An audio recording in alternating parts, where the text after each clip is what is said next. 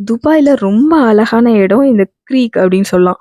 Old style துபாய நீங்க இங்க பார்க்கலாம். பழைய காலத்து எமிரேட்ஸோட லைஃப் ஸ்டைல் எப்படி இருந்தது? அவங்க என்னென்னலாம் பண்ணாங்க? அவங்க யூஸ் பண்ண பொருட்கள், அவங்க வாழ்ந்த வீடு அப்படின்னு ரொம்ப அழகா இருந்தது. ஒரு yellowish தீம்ல வந்து எல்லாத்தையும் செட் பண்ண மாதிரி அவ்வளோ அழகா இருந்தது.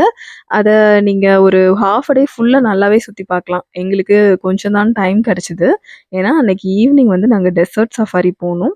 இந்த க்ரீக்குங்கிறது ஒரு சால்ட் வாட்டர் ஃபார்மேஷன். அது வந்து சிட்டிய 2ஆ பிரிக்குது. ஒரு சைடு இருக்கிறது பர்துபாய், இன்னொரு சைடு இருக்கிறது ஆ தீரா அப்படின்னு சொல்றாங்க. ஸோ அங்க ஒரு ஸ்டார்பக்ஸ் கூட இருக்கு. அந்த ஸ்டார்பக்ஸ் தான் மோஸ்ட் பியூட்டிஃபுல் ஸ்டார்பக்ஸ் அப்படின்னு சொல்றாங்க. அங்க நின்னு ஃபோட்டோ எடுத்துக்கிட்டே இருக்காங்க. அங்க இருக்க மார்க்கெட்ஸ் எல்லாம் ஓரளவுக்கு சீப்பாவே இருக்கு. ரொம்ப இன்ட்ரஸ்டிங்கான நெறைய பொருட்கள் இருக்கு. இதெல்லாம் வாங்கிட்டு நாங்க தங்கி இந்த ஹோட்டலுக்கு வந்துட்டோம். நாங்க தங்கி இருந்தது Royal Ascot hotel. Metro station, bus station இதெல்லாம் கனெக்ட் பண்ற மாதிரி ஒரு சூப்பரான லொகேஷன்ல இது இருக்கு.